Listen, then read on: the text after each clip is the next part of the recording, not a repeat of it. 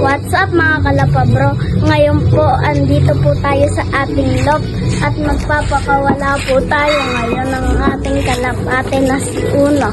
Ito po at huhulihin ko na po. Pasok tayo.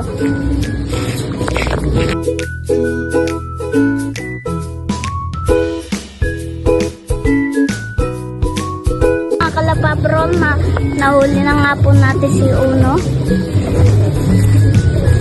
Yan po siya. Ako, mga kalapabro, napali pa rin si Uno.